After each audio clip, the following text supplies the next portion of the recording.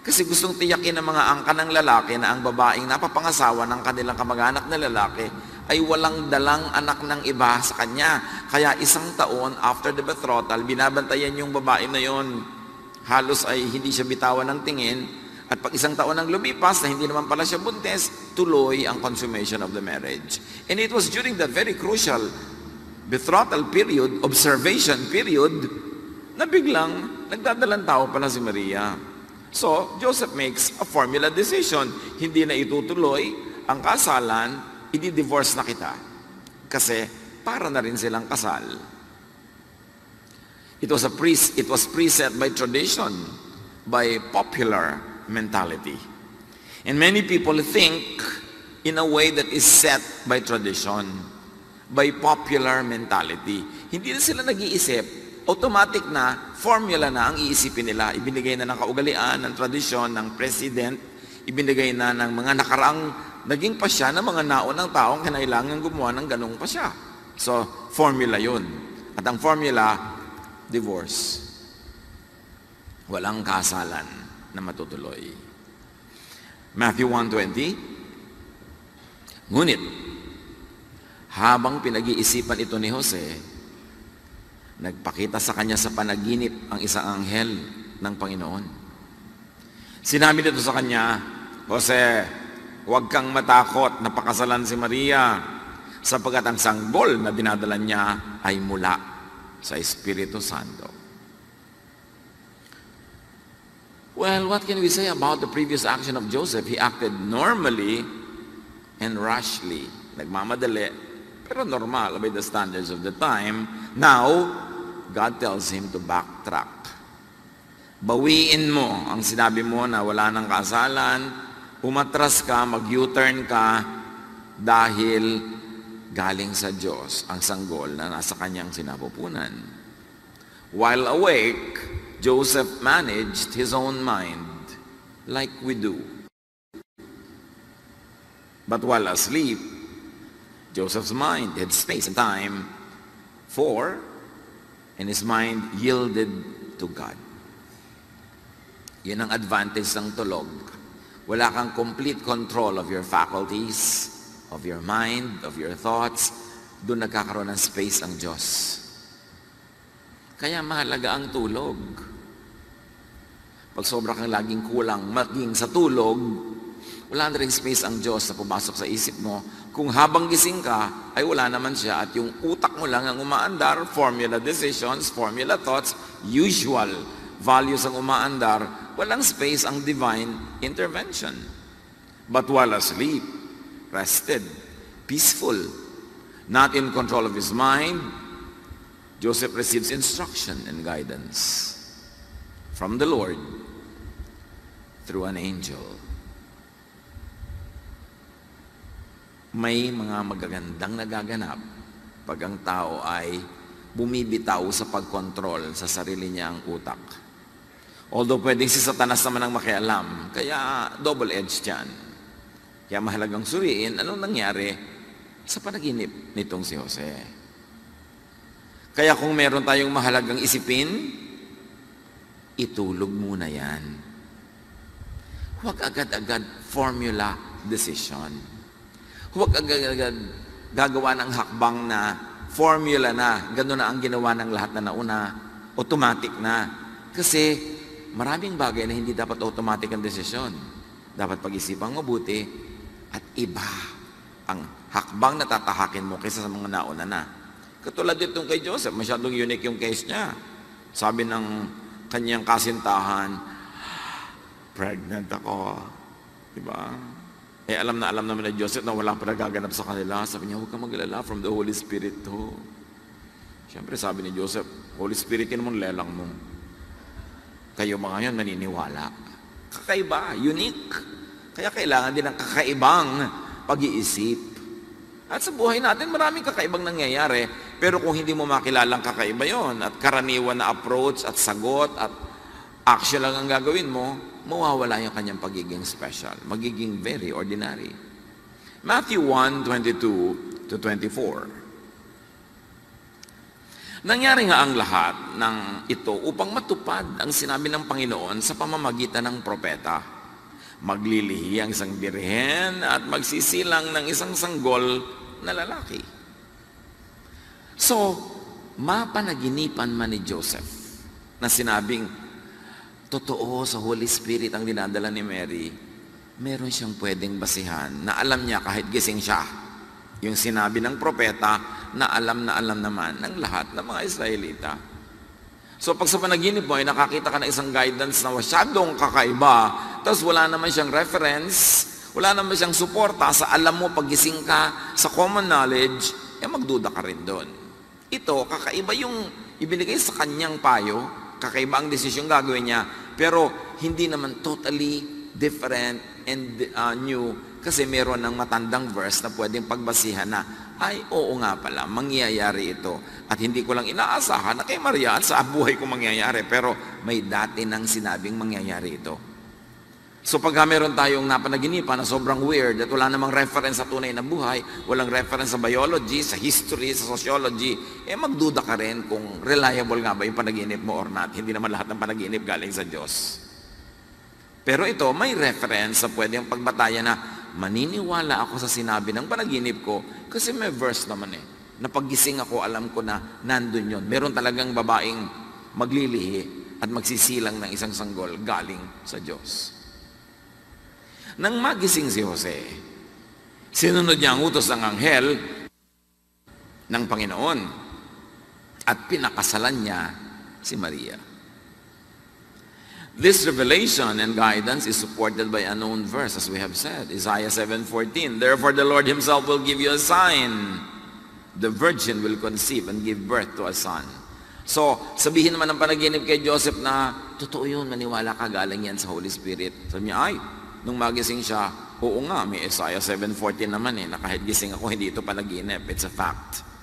So yung desisyon, base sa panaginip, may pwedeng kapitan na karunungan na base sa pagiging gising at mulat. So, ang lesson dito mga kapatid, huwag ding maniwala sa bawat panaginip na lang. Validate dreams and thoughts and ideas, advice, etc., with scripture, with established knowledge. Kasi pwede may mapanaginipan ka na guni-guni mo lang pala o di ka lang naligo. O marami ka lang alalahanin, sumingit sa utak mo habang ikaw ay natutulog. Informed understanding, interpretation, application, and knowledge is all important. Kailangan ng tao, hindi lang nananaginip, marunong din siya pagising. Para hindi siya madaya ng mga panaginip na huwad at wala naman palang katumbas sa totoong buhay. Kaya huwag ding basta-basta maniniwala at sumusunod sa mga kahit ano na lang ng panaginip, lalo na kung unreasonable yung pupuntahan ng buhay mo dahil naniwala ka sa panaginip. Alam mo, napanaginipan mong sunugin mo ang iyong biyanan.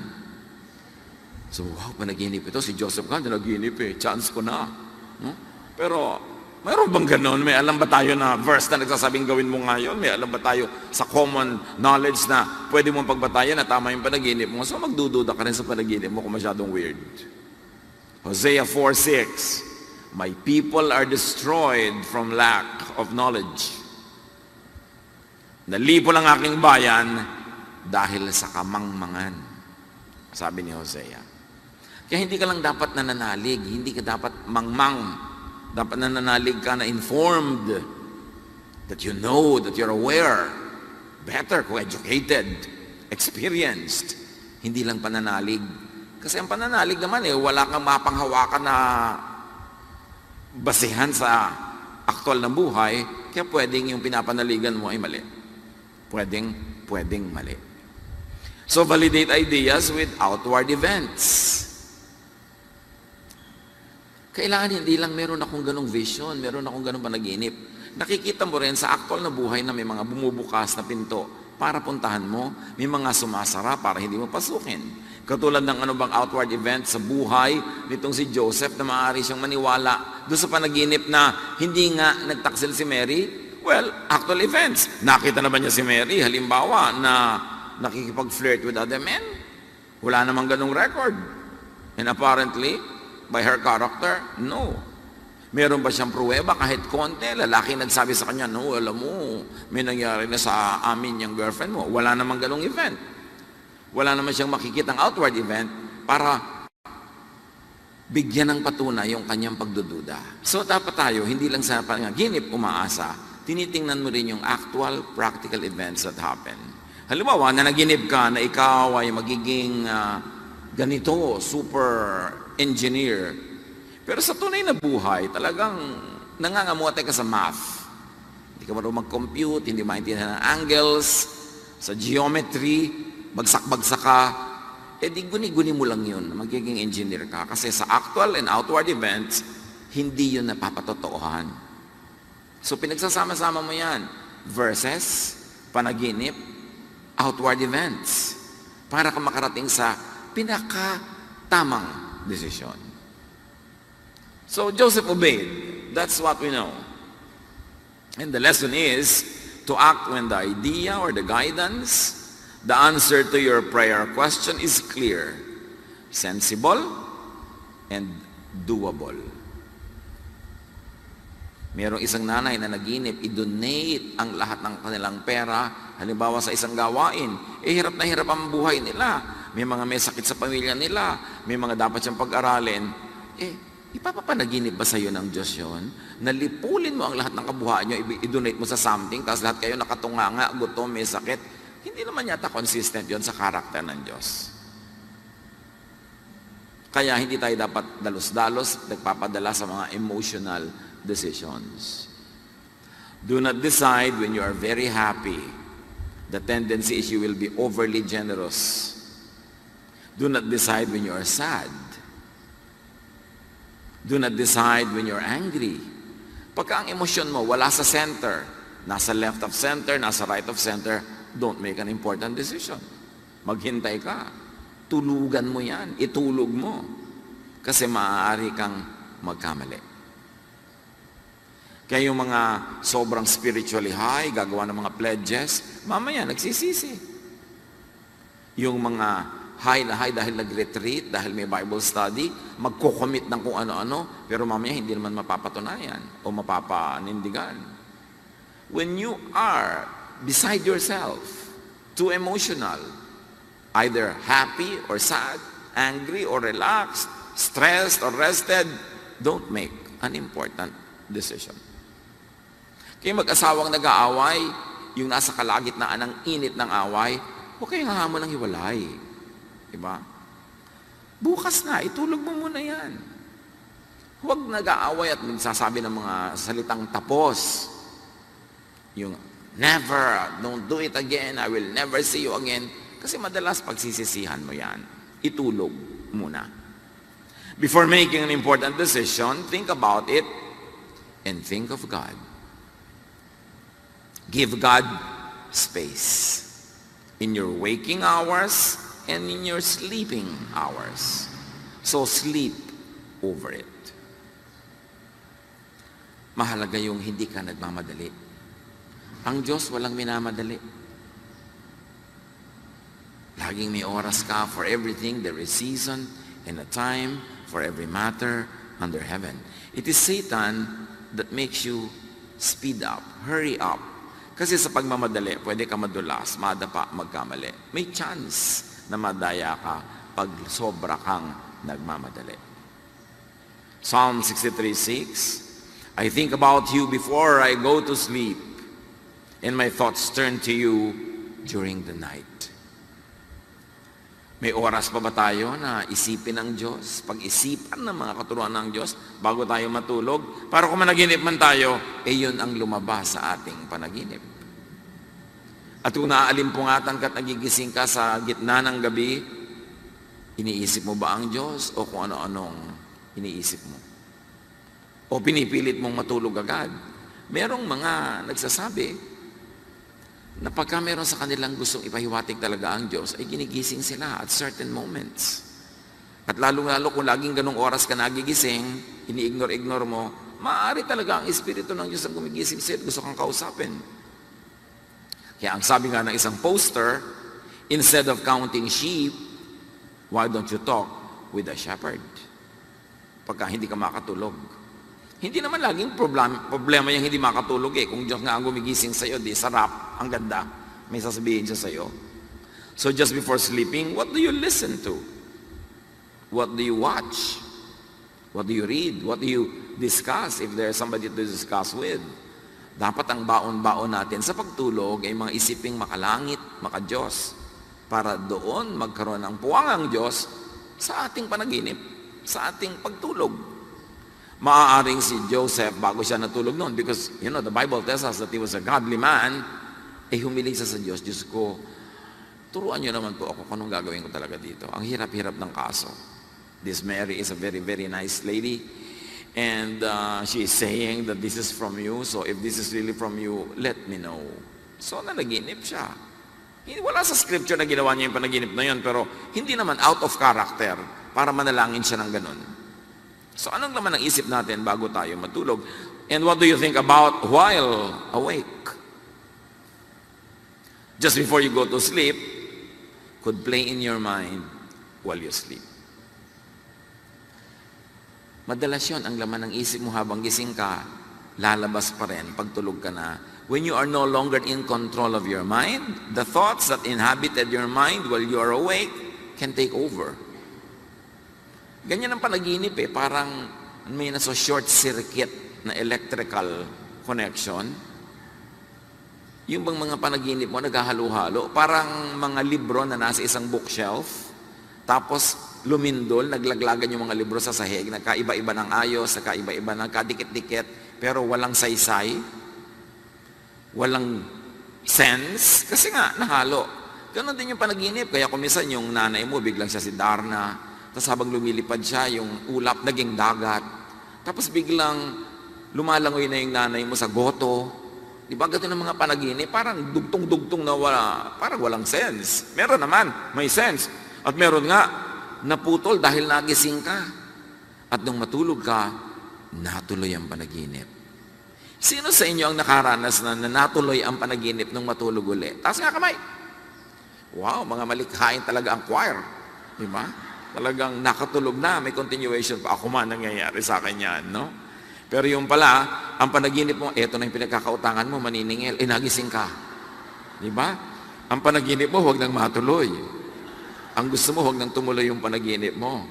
Dahil kung minsan, hindi naman lagi ka nais-nais yung pupuntahan. Pero yes, mahiwaga ang panaginip. Pero I'm telling you, hindi lahat. Kaya huwag kayong masyado maging mapamahiin. Kung panaginipan nyo na yun na ang guidance. Kasi pwedeng guni-guni, pwedeng na short circuit lang yung brain mo, o walang dahilan, walang saysay, nangyari lang talaga, pero merong may kahulugan. That's why we need guidance from the Lord to know. Kaya dapat siya ang iniisip mo sa pagising ka, siya ang iniisip mo pag matutulog ka na. And even psychologists they attest that the mind can play tricks. That is why thinking has to be disciplined. Thoughts direct actions. Actions, when repeated, create habits. And habits make your character. So your thought becomes you. Kung paano ka mag-isip, ikaw ang magiging ganong uri ng tao. So everything begins with thought. Yan ang foundation ng lahat. Paano ka mag-isip? Minsan, madalas kayong mag-away ng isang tao kasi magkaiba kayong mag-isip. Hindi ibig sabihin tama ka at mali siya, o mali ka at tama siya, magkaiba lang kayong mag-isip. Kaya pagka meron kang laging nakatalo, tapos hindi mo pwedeng tanggalin sa buhay mo dahil asawa mo, nagulang mo, anak mo, kapatid mo, isipin mo na lang, iba kasi siya mag-isip. Kaya iba ang ginagawa niya, iba ang karakter niya. Iba-iba ang pag-iisip. Pero kung gusto nating lumago, lumalim, lumawak, patuloy nating ibahid ng paraan ng ating pag-iisip. Huwag tayong makontento na mag-isip ngayon tulad ng pag-iisip natin last week, last month, last year. Kailangan may naiiba, umaasenso. Because room for improvement is the biggest room in the world. Romans 12:2. Do not conform to the pattern of this world, but be transformed by the renewing of your mind. Then you will be able to test and approve what God's will is. His good, pleasing, and perfect will. So ang lahat ay pagbabago ng isip.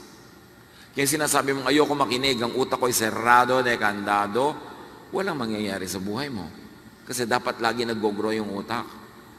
And only a fool does not change his mind when confronted with higher knowledge. Kailangan willing tayo to change our mind. Kaya pag kami sinasabi ka, pinipilit mo, nag-aaway kayo ng dalawang tao, biglang na-realize mong tama siya, biglang sabi mo, stop! You're right. Thank you for enlightening me. Huwag yung maninigas ka at ipagmamatigasan mo, ipilit mo yung sarili mo kahit alam mo nang mali. Nakakahanga yung taong, oy, I was wrong. Wow! Now you know you are wrong. Therefore, now you know what is right. Tumalino ka na. Congratulations. Yung nagsasabing I was wrong, past tense yung was. It means I am now right. Congratulations yun. Magandang graduation yun from wrong to right. Hindi nakakahiya, hindi maling admit that you were wrong because it means that now you're enlightened and you know better. Now, to discern God's will, do not think like all others. Do not think as usual. Think out of the pattern. Huwag na tayo mag-isip sa formula. Huwag natin isipin yung anong ginawa nila before, anong inisip na gano'n. Mag-isip ka ng iba, lalo't kakaiba ang sitwasyon. What you think about while awake could also emerge as random and meaningless dreams. So hindi lahat ng dreams sineseryoso at pinapatulan.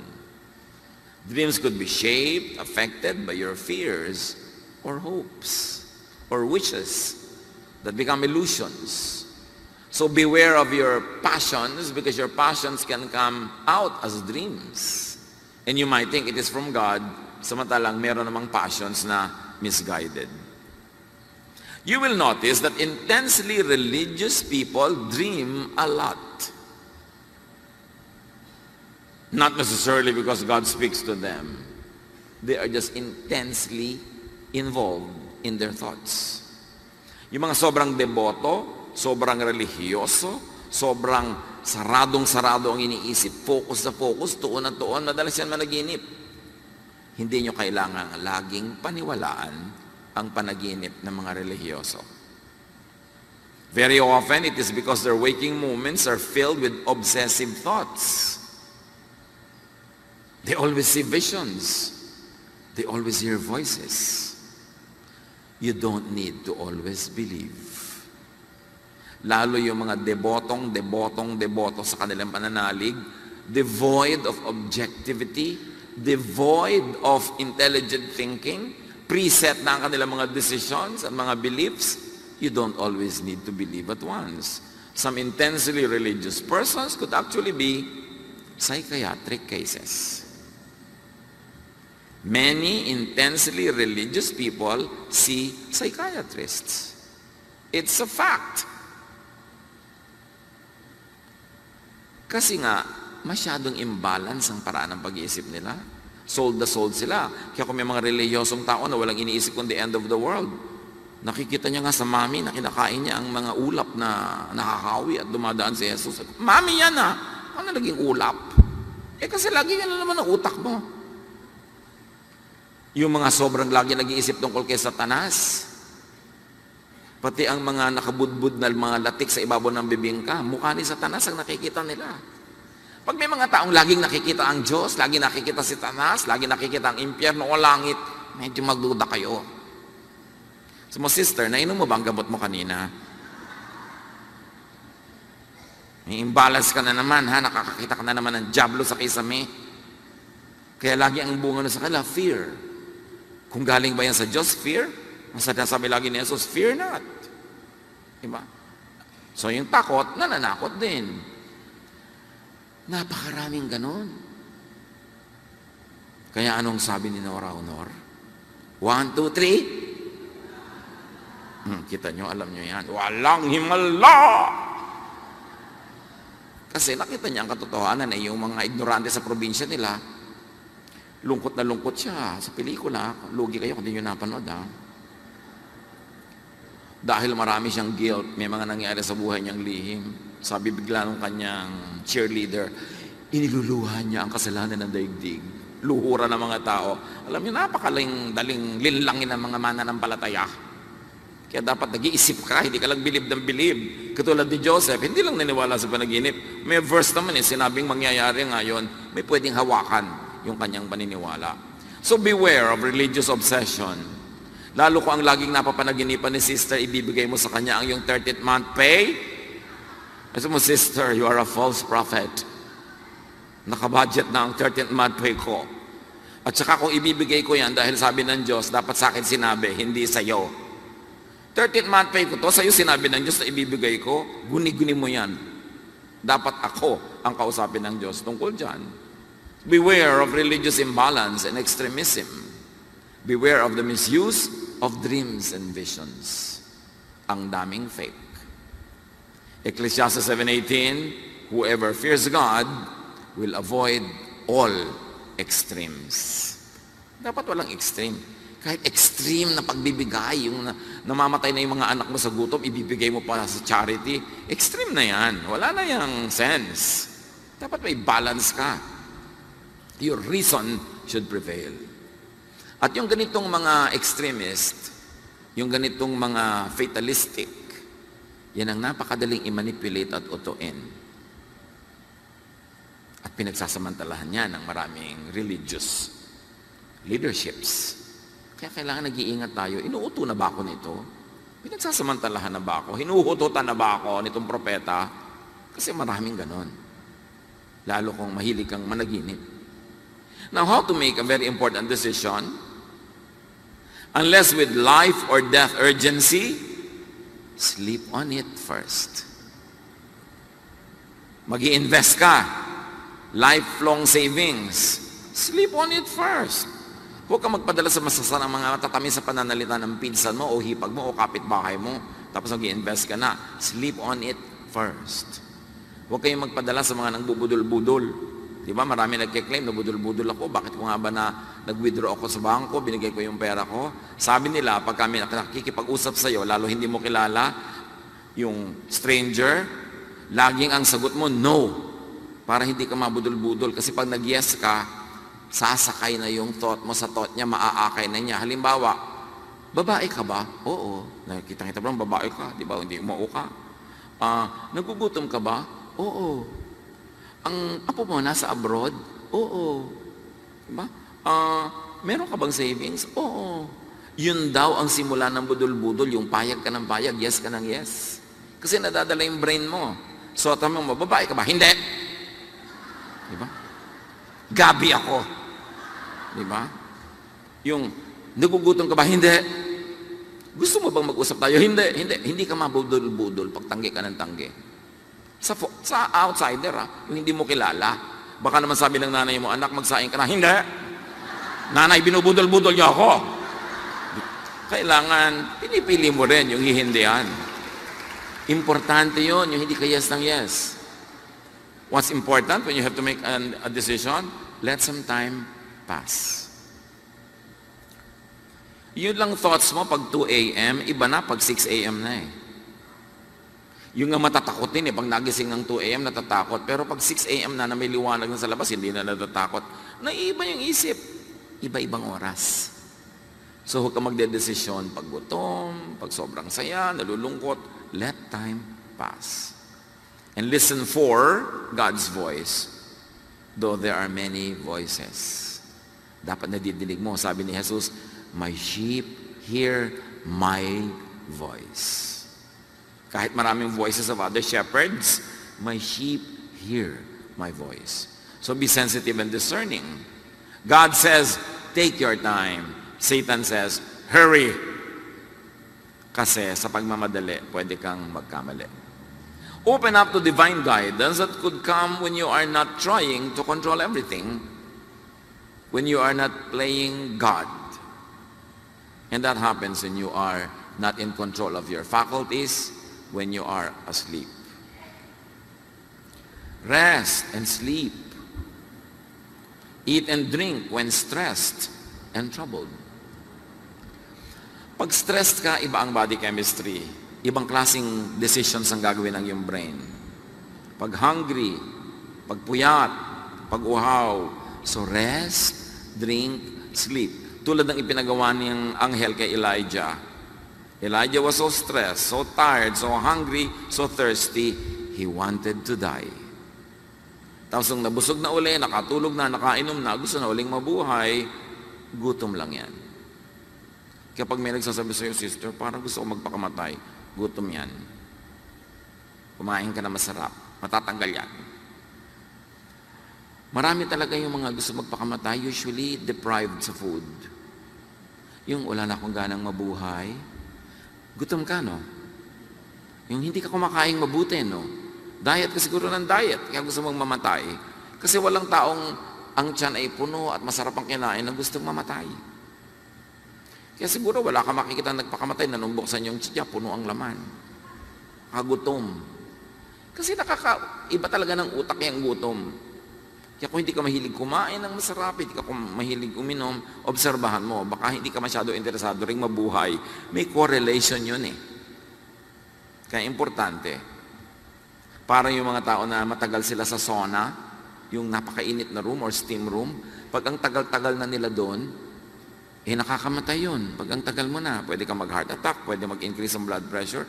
Pag ang tagal mo na sa very hot sauna or steam room, yung katawan mo actually gusto nang matulog, ayaw nang umalis doon. Ang totoo, niloloko ka ng katawan mo na mamatay ka na. Bakit? Dumating ka sa point, tinawid mo yung lampas na sa healthy, yung heat na yan. So, dadalin ka na ng katawan mo and deceive yourself into wanting to die.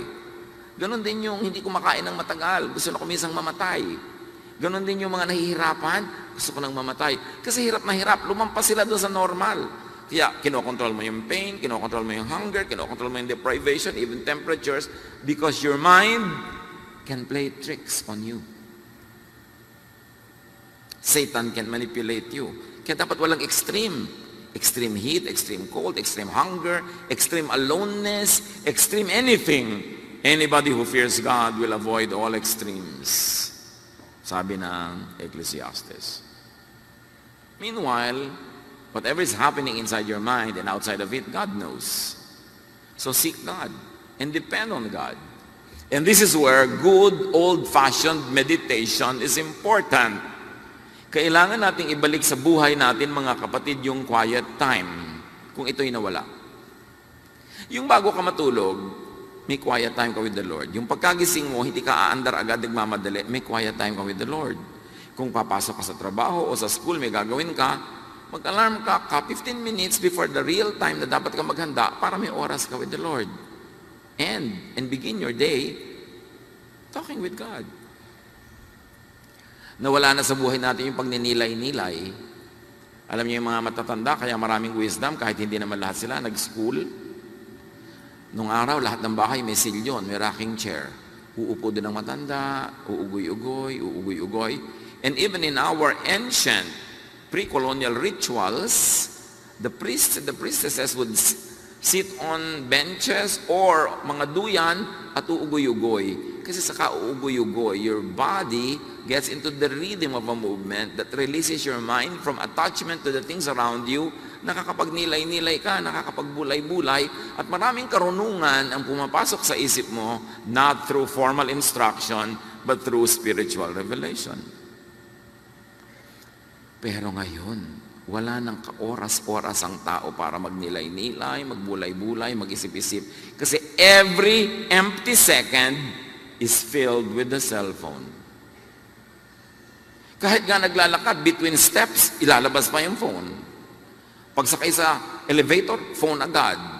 Pagka may iniintay na sa bangko, naka-phone agad na ganun. Wala nang pag-iisip ang tao ngayon. Tapos pag tinignan mo kung ano yung pinapanood, o ano yung game niya, o kung ano man yung kausap niya, konti naman yung may saysay. Napupuno ang utak ng mga bagay na hindi naman mahalaga. Nawawala ng space ang Diyos. Doing nothing while uncertain is better than doing something wrong. So mga kapatid, ito ang pakatandaan natin. Kung hindi kayo sure sa inyong gagawin, mas mabuti pa, wala kayong gawin. Less damage. Kesa may bigla kayong gawin, kailangan nyo pang mag-backtrack. Tulad ni Joseph, kailangan pa niyang umatras, bawiin niya yung sinabi niyang wala ng kasalan, buti na lang, wala siya ibang pinagsabihan. Less damage. Pag hindi nyo alam, Pastor, hindi ko po alam kung anong gagawin ko sa anak ko. Eh di wala kang gawin, sister. Hindi mo pala alam eh. Nahimik ka. Tulog mo yan. Pray to God na ipakita niya sa iyo kung anong pinakamaganda mong gawin. Eh pero Pastor, talagang meron akong dapat gawin. Oo nga, pero alam mo ba kung ano? Hindi nga po. Eh sige, bahala ka. Barilin mo, gusto mo? Maglaslas ka, gusto mo? Hindi po. Ayun pala, hindi mo alam ang gagawin mo. Huwag mong gawin hanggang hindi clear. Mabuti na bago ka pumasok sa isang kalsada, nando ka lang sa kanto, naghihintay, iniisip mo, papasok ba ako o hindi? Kumuha ka ng guidance kasi pasok ka ng pasok, dead end pala, babalik ka lang, sayang oras mo. Do not quickly decide.